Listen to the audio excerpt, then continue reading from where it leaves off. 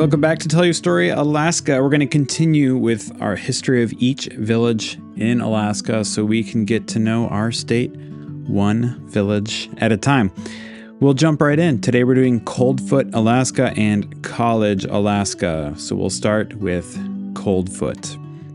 Coldfoot was pretty fun to research because it has a cool origin story. Here it is. At the end of the 19th century, the Alaska Gold Rush was in full swing. The location of Coldfoot on the middle fork of the Koyukuk River, which is on the edge of the Brooks Range, like on the south side of the Brooks Range, where the Dalton Highway starts entering the range, that is where Coldfoot is. But back at the end of the 19th century, there was a gold rush camp there. This would be a place where prospectors stopped along their journey as they were seeking out their gold. Now, several of these gold prospectors were traveling up the Koyukuk River, and they got cold feet. Yep, cold feet, and they turned around. For whatever reason, they said, this isn't for us. We're turning around. And this unassuming story kind of caught on. It became a local sort of legend. And that became the name of this gold rush camp. They called it Cold Feet. And I can just imagine these guys turning around and then other guys who are there just sort of teasing them. I'm embellishing the story right now. But you know how guys are. They kind of tease each other. You got the Cold Feet guys who turn around. Guys start talking, teasing, laughing about it around the campfire. And boom, you got a name. Coldfoot, Alaska. So that is the story as legend has it. Now, over the next few years, it became a lively mining camp with about 24 cabins, saloons, roadhouses, and a post office, which opened in 1902. But it didn't last very long because in 1912, the rush for gold in this area was over. More gold had been found a little further north, up in Wiseman, and the village was basically abandoned. The post office was closed, and only a handful of trappers and mail carriers stayed behind, and the village was basically over. Now, Coldfoot was abandoned until the Dalton Highway was constructed in the 1970s. This construction of this highway was to help with the Trans-Alaska Pipeline project during the Nixon administration, I believe. And so this highway was constructed, and a pipeline construction camp was built on the site of Coldfoot. And because it was on a highway, this quickly became a truck stop for haulers and workers for the pipeline. So thanks to this big project, Coldfoot was back in action. Now today, 50 years later, can't believe it's been 50 years ago, is 1975. That's weird. 50 years ago, or 50 years later, Coldfoot remains a key stopping point for travelers heading to the far north. There are facilities there, including lodging. There's a visitor center, which I looked at this. I haven't been there, but I looked at this, and it looks pretty impressive. It's got a really beautiful facility. It's got a really cool 3D map of the Northern Hemisphere, and it looks like actually a really interesting place to stop in. There is an airstrip there. And there's a National Weather Service station there for weather information. It's also used as a base for flight seeing tours to the gates of the Arctic National Park. Of course, a very large park up there in the Brooks Range. And this is one of those bases for that. Man, that'd be cool.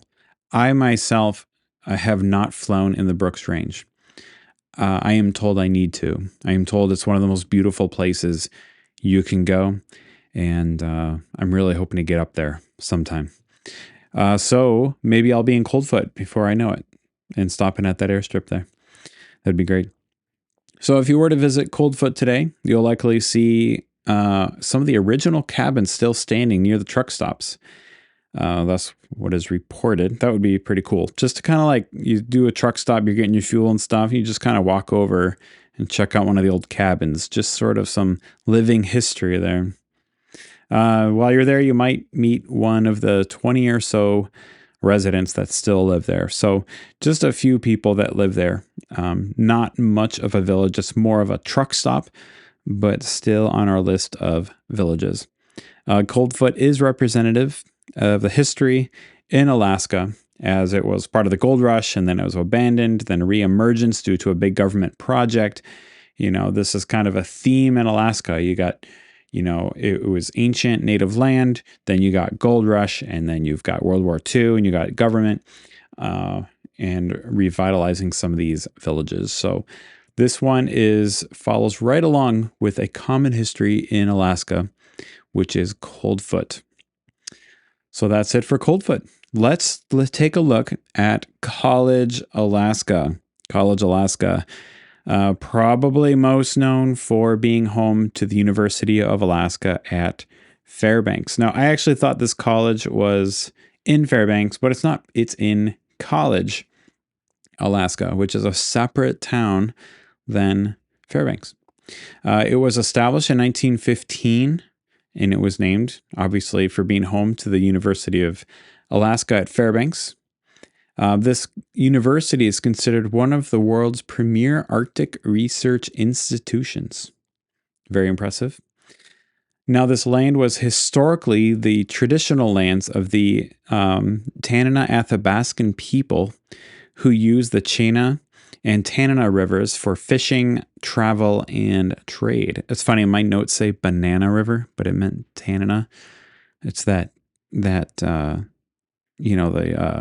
autocorrect just does it really messes me up. Not the Banana River, the Tanana and Chena rivers. They were used for fishing, travel, and trade for the Tanana Athabascan people in the pre-European era. Now, during the Gold Rush era, and of course, as I've said, so much of the Gold Rush has affected Alaskan history. It's just a repeating theme, and College, Alaska is no exception. During that era, Fairbanks grew quickly as it drew in miners, merchants, and settlers. Then in the 1910s, the government established the university as a part of a broader effort to develop education and agriculture in Alaska. So Alaska at the time, in the 1910s, it was still sort of a new territory, not a state yet. That didn't happen until 1949 or 59. Oh man, I'm so bad at history. Well, at the time it was a territory, and the government had a motivation to get Americans to move up to Alaska and live in the new territory. So they wanted to stimulate economic growth in a new land. So in 1915, Congress set aside land for the Alaska Agricultural College and School of Mines. That's what it was originally called. And of course, this speaks to the economic driver in Alaska at the time. So we have agriculture and we have mining. And of course, gold was its own thing, but it was called Gold Rush for a reason. It was like a fad that came and went. So this effort from the government, I think, was a good one. And it's really consistent with, God's command in Genesis, go and fill the earth, telling Adam, go fill the earth and subdue it and have dominion over it. And of course, the American government was doing that at the time. There's just something right about this, to use the land for our purposes. But there's also that tension between, this is also the people who were here before and like who has the right to the land. And there's tension between modern realities and the original peoples who were here. But for my part, I like that they are using it for agriculture, for mining. These are good efforts. And of course, it's an economic driver, which is why this area became so populous, as Fairbanks, or in this case, College, is well populated. Now, the college opened in 1922, and a man named Charles E. Bunnell was the first president of the college. Local residents began to informally calling the area College, and apparently the name stuck, and now it's the name of the town. In 1935, the college was renamed the University of Alaska, and today it's known as UAF, or University of Alaska at Fairbanks. And this university has really been the driver of what made this town what it is today. World War II brought in what was then called the Ladd Air Force Base, and today it's called Fort Wainwright. which greatly contributed to the population of this area. Now, that's more of a Fairbanks thing, but it affects College. While Fairbanks became one of the largest cities in Alaska, College became a suburban residential area closely linked to Fairbanks. So, I'm from Chicago. You got like downtown Chicago, but then there's all the suburbs. Suburbs is kind of like where everyone lived, and they would like commute to work downtown. I'm guessing, it's kind of similar that College is sort of a suburban residential type of town, and it's closely linked with Fairbanks.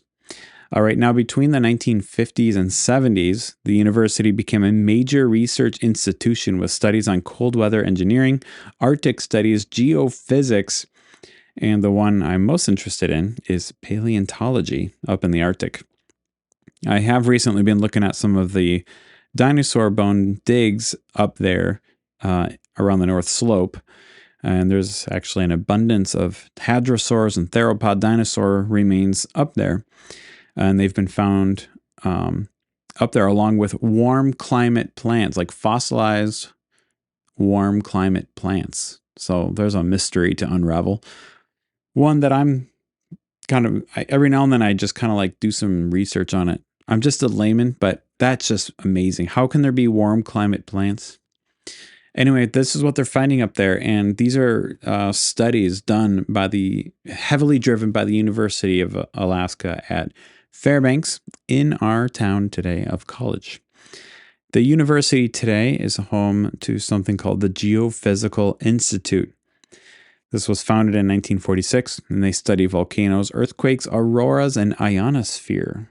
And they even have their own rocket range where they launch rockets into the upper atmosphere to study auroras and the ionosphere.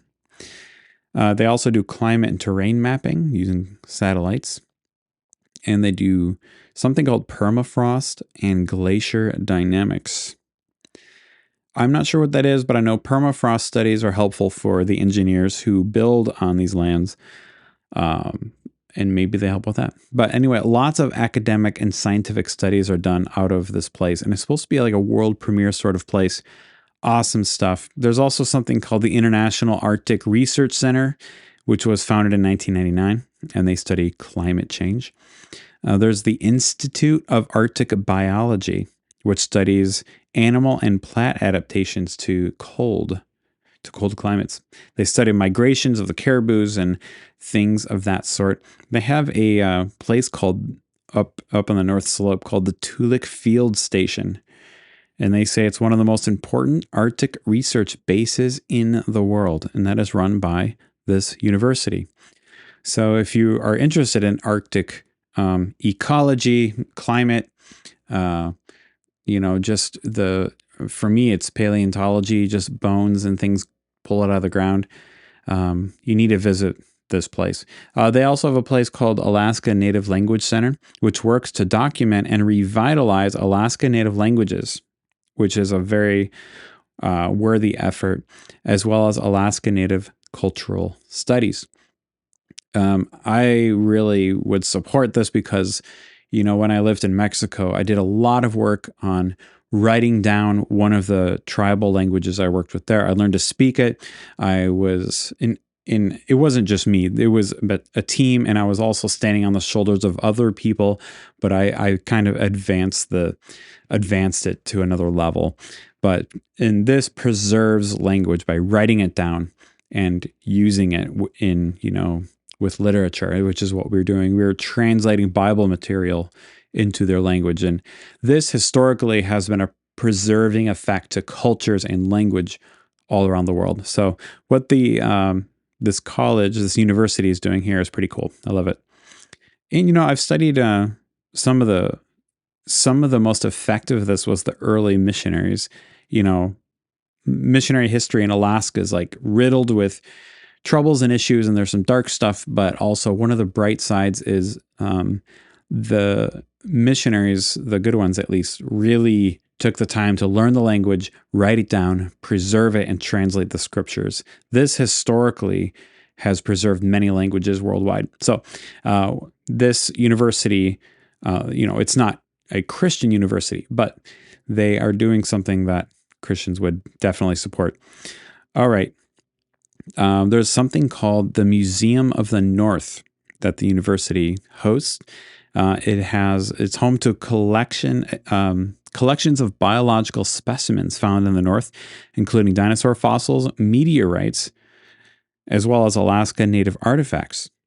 It is said to be one of the most comprehensive collections of Alaska native artifacts in the world, including tools, clothing, masks, kayaks, and woven art pieces said to be hundreds of years old.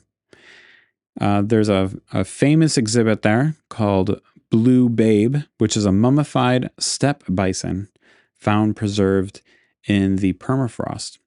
So that's pretty cool.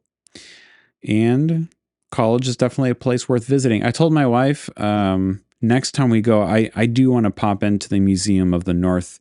I really want to see the dinosaur fossils. I want to see the meteorites. I want to see the Alaska native artifacts. I want to see the Blue Babe.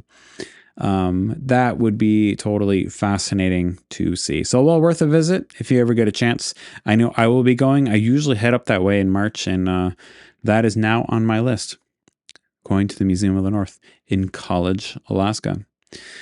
All right, that is it. I'm trying to keep these episodes more concise and shorter, so that's it for these two villages today. The next two villages for next time will be Cooper Landing. Yes, we're still in the seas. Cooper Landing, which is an old gold rush town, and I've driven through many times, and it's got like, when you drive through it, you just get like this, there's history here vibe. But it's an old gold rush town. And Copper Center, which is an old mining town, obviously named Copper. Wonder what they mined. So we're going to look at those next time and the histories as we get to know our state one village at a time. Thanks for checking in today.